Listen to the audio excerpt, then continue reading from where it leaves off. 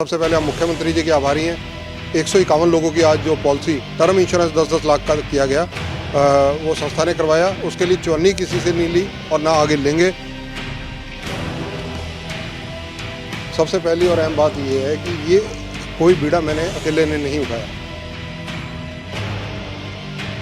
कि पत्रकारों की मदद करने वाला कोई नहीं है। कोई भी व्यवस्था बिना पैसे के नहीं चलती। पेट खाली तो क्या करेंगे हम। बीमे के नाते से आप लोगों ने सब किया है, बहुत अच्छी बात है। जब भी कोई और आवश्यकता हो, जब भी कोई आप कहेंगे उस समय हम तैयार हैं। हमारे यहाँ संघ में कहावत है, 4 बुलाए 14 आए, दे दाल में पानी।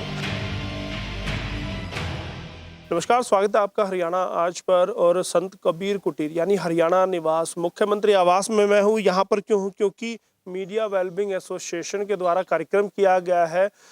वो ऐसी संस्था है, ये एक ऐसी संस्था है जो पत्रकारों के कल्याण के लिए काम करती है। किस तरह का ये कार्यक्रम है वो आपको दिखाने वाला हूँ। मुख्यमंत्री साहब से भी आपको मिलवाने वाले हैं, उसके बाद एसोसिएशन के पदाधिकारियों से बात करने वाले हैं।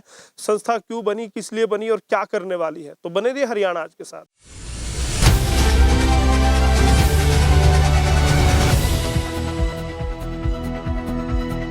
ने अपने आप सारा मिलकर के जो प्रयास किया है, एक सहभागिता, और इसमें भी अच्छी बात यह है कि अपने इनिशिएटिव से ही किया है और मिल करके एक संगठित रूप में हम इस काम को कर रहे हैं। वास्तव में ही आदमी का शरीर है, शरीर के साथ मतलब शरीर की हमारी बनी रहे, सारी कुशलता बनी रहे, हमारा स्वास्थ्य बना रहे, लेकिन ईश्वर न करे कोई घटना दुर्घटना हो जाए तो उसमें से बीमा नाम से जो सारा सिस्टम है इसके ऊपर बहुत लोग निर्भर है, सारा यानी संसार निर्भर है। और बीमे के नाते से आप लोगों ने सब किया है, बहुत अच्छी बात है। कुछ बातें आपने जो लिखित में दी हैं उसको सब विचार करेंगे। और हम तो पहले भी, ये हमारा पत्रकार जगत जो है ये एक नारद जी की तरह जैसे काम होता है वो सब आप करते हैं, और बहुत अच्छा है। जनता को भी उसमें लाभ होता है, हम जैसों को भी लाभ होता है। और मीडिया नाम से आपको जाना था, मीडिया का मतलब होता है माध्यम है, तो जनता में और हमारे बीच में आप माध्यम हैं।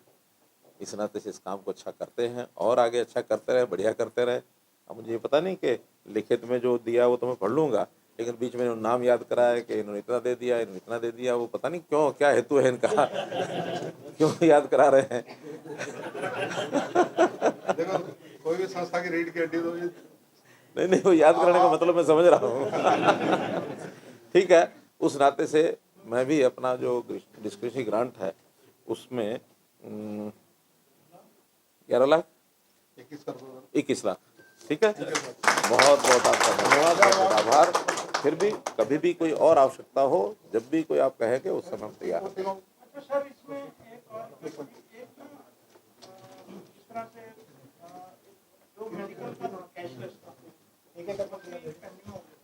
कर रहे हैं, असल में वो एम्प्लॉइज का भी अभी पेंडिंग है, तो एम्प्लॉइज का जब तक नहीं होता तब तक पहले नहीं कर सकते।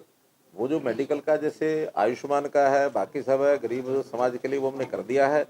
अगर उस श्रेणी में आप कोई आते हैं तो कोई दिक्कत नहीं है, लेकिन मुझे लगता है उस श्रेणी में आप नहीं है, आप उस श्रेणी से ऊपर हैं। लेकिन जिस तर्ज पर करना है उस तर्ज पर अभी सरकारी एम्प्लॉइज वाला हुआ नहीं है। जब वो हो जाएगा तो हम करेंगे।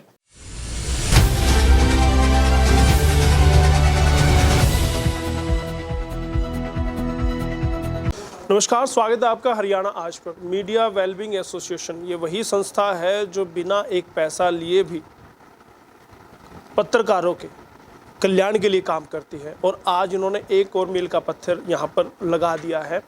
मुख्यमंत्री के हाथों टर्म प्लान दिए हैं, 10-10 लाख के टर्म प्लान दिए गए बिना एक चवन्नी लिए। ये कौन कहता है? चंद्रशेखर धरनी जी जो अगुवा हैं इस संस्था के, और सारे पदाधिकारी यहाँ पर हैं। उनसे बात करेंगे कि आखिर क्यों संस्था बनी थी और कहाँ तक ये लेके जाने वाले हैं। चंद्रशेखर जी, सबसे पहले तो बहुत बहुत बधाई। एक सफलतम कार्यक्रम आपने किया है और जो कल्याण करने का आपने बीड़ा उठाया था उसको कहीं ना कहीं चरितार्थ आप करते जा रहे हैं। धन्यवाद कि आप ऐसा सोचते हैं। सबसे पहली और अहम बात ये है कि ये कोई बीड़ा मैंने अकेले ने नहीं उठाया।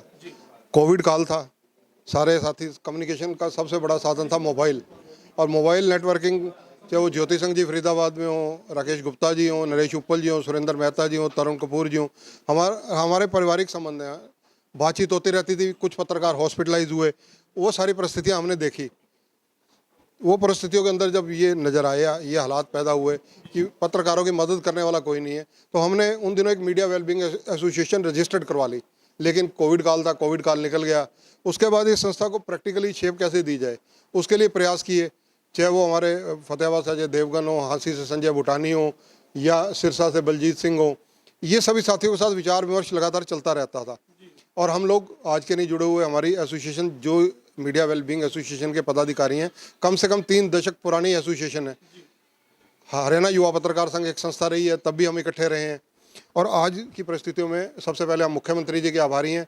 151 लोगों की आज जो पॉलिसी टर्म इंश्योरेंस 10-10 लाख का किया गया, वो संस्था ने करवाया। उसके लिए चुन्नी किसी से नहीं ली और ना आगे लेंगे।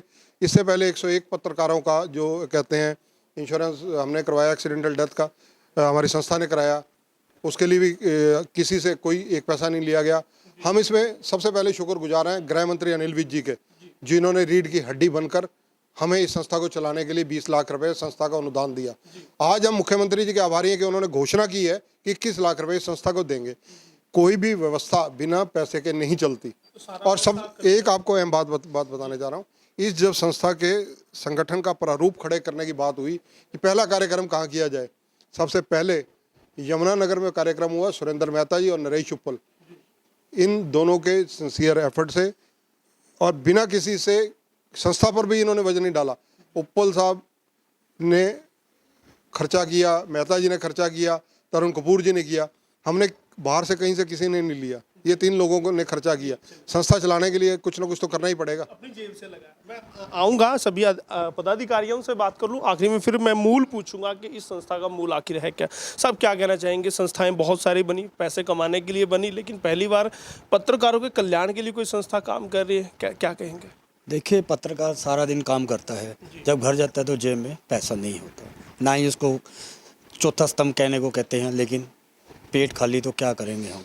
इसको लेके हम भी पत्रकार हैं, हमें उसका दर्द सभी साथियों को पता लगा। तो दर्द समझा आपने? दर्द समझा और इसको मरहम लगाने का काम नहीं, मतलब नहीं, जब तक जान रहेगी लड़ेंगे इसके व्यवस्था की। वरिष्ठ साथी है, क्या नाम है, संस्था के साथ आप जुड़े हुए हैं जी, क्या कहेंगे। संस्था ने बिना किसी लालच के काम शुरू किया। देखो, इसका उद्देश्य ही यही है कि इसमें कोई लालच वाली बात ही नहीं है। ये तो एक इसके नाम से ही पता लगता है, जैसे मीडिया वेल बीइंग एसोसिएशन। इसका पर्पज़ ये है कि मीडिया के साथियों का हम भला कैसे कर सकते हैं, उनके लिए सुख दुख में कैसे खड़े हो सकते हैं, और इसका नाम उसी अनुरूप रखा गया। और इसीलिए हमने सबसे पहले इसका कार्य क्या किया है कि इसके अगर कोई साथी किसी को हो जाता है, कोई दिक्कत आती है, तो उसके लिए इंश्योरेंस कराई है, और वो भी बिना पैसे लिए। और इसीलिए हमने पूरे शहर में सबसे पहले यमुनानगर में प्रोग्राम करवाया, तो उसमें किसी से हमने 1 रुपया भी नहीं लिया, सारा खाना भी किया, सब कुछ। मैं बता दूं कि अभी यमुनानगर के एक हमारे साथी को दिक्कत आई थी, हॉस्पिटलाइज वो हुए थे, उसको मदद की गई थी। रमेश जी की मदद की गई थी। और ऐसे ही क्या भविष्य में भी इसी तरह साथ खड़े रहेंगे? बिल्कुल, हमेशा दिन रात हम हर साथी के साथ खड़े हैं, सिर्फ उन्हीं के साथ नहीं। और जो भी संभव होगा, चाहे पल्ले से भी कुछ देना पड़े, उसके लिए भी हम हमेशा तैयार हैं। बिल्कुल, ऐसी कोई बात नहीं है। सबसे पहले तो हम कोशिश करेंगे इस तरह का किसी के दिक्कत ना आए। अगर किसी को दिक्कत आती है तो बिल्कुल मीडिया वेलफेयर एसोसिएशन उनके साथ खड़ी है। कोई पैसे, ये LIC के अलावा भी, इसके अलावा भी कहीं कोई जरूरत पड़ेगी तो संस्थान उसके साथ खड़ा है। चलिएगा, एक और हमारे साथी हैं, उनसे वरिष्ठतम पत्रकार हैं, उनसे जान लेते हैं क्या सिर्फ पॉलिसी बॉन्ड बांटने तक ही ये संस्था सीमित रहेगी, एक दायरे में रहेगी, या इससे आगे बढ़कर भी पत्रकारों के, जर्नलिस्ट के वेलफेयर की काम करने वाली है? देखिए, अपने परिवार के लिए दुनिया के सब लोग करते हैं। ये जब से संसार बनाया तब चल रहा है। ये अनफॉर्चुनेट बात है कि संस्थाएं पत्रकारिता की दुनिया में आती रहीं, और अक्सर ये समझा जाता है कि खबरें देना, खबरें इकट्ठी करना, लोगों को समाचार पहुंचाना, ये एक मुख्य काम समझा जाता था। लेकिन इस दौर में महसूस किया गया कि जो लोग अपनी जान पे खेल के, खतरे लेके, क्योंकि आज आप शक्तियों का विरोध भी करते हैं, आप ऐसी खबरें भी छापते हैं जिससे कुछ लोगों को नुकसान होता है। जब उन अपने जीवन को खतरे में डालकर समाज की भलाई के लिए, समाज को जागरूक करने के लिए पत्रकार काम करता है तो उसे एक प्रोटेक्शन की ज़रूरत है। और ज़रूरी नहीं कि हर पत्रकार वो प्रोटेक्शन WMB ने दी है। नहीं है। WMB ने तो यहाँ तक सोचा है कि हम इसे बाकायदा एक संस्था का, जैसे एक कंपनी, एक फैक्ट्री, एक ऑर्गेनाइजेशन तरीके से रिकॉर्ड कायम करके, आदमी रख के, उन लोगों के रिकॉर्ड्स अपने पास रख कर उनकी सूचनाएं अपने तक इकट्ठी करे, टाइम टू टाइम उनके परिवारों के बारे में, उनके बच्चों के बारे में, उनके बुजुर्गों के बारे में सूचनाएं इकट्ठी करें, ताकि हम लोग उसके बारे में जब भी एक कॉमन पॉलिसी करें तो वो हर आदमी तक पहुँचे। और उसमें सिर्फ पैसा देने तक की बात नहीं है, ये बात मैं ज़रूर कहना चाहता हूँ। मुसीबत में ये पत्रकार 100, 200 जरूरत होगी, किसी के यहाँ पहुँचने के लिए भी तैयार हैं। अगर कहीं संघर्ष करना पड़ेगा उसके लिए भी जाएंगे, लेकिन किसी भी तरीके से किसी पत्रकारिता की संस्था को या पत्रकार को दबने नहीं दिया जाएगा। ये संस्था, देखिएगा, मैं बता दूं कि हरियाणा, आप किसी भी जिले से हो, किसी भी शहर, किसी भी ब्लॉक से हो, आपके यहाँ भी संस्थाएं होंगी। कैमरामैन से कहूँगा वो एक बार पीछे जाएं ताकि वो दिखाएं कि कहाँ कहाँ से साथी आए। पूरे हरियाणा से साथी आए। और आप किसी भी शहर गांव से संबंध रखते हो, आपने देखा होगा आपके आसपास संस्थाएं हैं। संस्थाएं होती है पैसा कमाने के लिए, पैसा बनाने के लिए। पहली ऐसी संस्था है जो पैसा कमाने बनाने के लिए नहीं, कल्याण के लिए है। चंद्रशेखर धरनी से आखिरी में एक बात जानना चाहूँगा। धरनी साहब, अक्सर होता है कि पत्रकारों पर खूब सारे झूठे मुकदमे थोप दिए जाते हैं, लॉबी होती है, वो ड्रग्स लॉबी है या खनन माफिया है, वो उन पर दबाव डालते हैं या उनको तोड़ने की कोशिश करते हैं। क्या संस्था उन पत्रकारों के साथ भी दुख में सुख में खड़ी रहेगी? देखिए, यहाँ दो चीज़ें हैं जो आपका क्वेश्चन है। पहली बात कि एथिक्स जर्नलिज्म में हम लोग मेंटेन रख रहे हैं या नहीं रख रहे, उस चीज़ का भी हमें ध्यान रखना पड़ेगा। दूसरी बात कि अगर पत्रकारिता में वाकई किसी पर कोई प्रहार हो रहा है तो निस्संदेह संस्था और संगठन संघर्ष का दूसरा नाम है। चलिए, बहुत बहुत धन्यवाद। और तो आप MWB के बारे में क्या सोचते हैं, क्या समझते हैं, हमें कमेंट करके जरूर बताइएगा। और हरियाणा आज के साथ बने रहेगा, लगातार बने। बहुत बहुत धन्यवाद। हरियाणा आज के लिए दीपक के साथ यशपाल कंचन।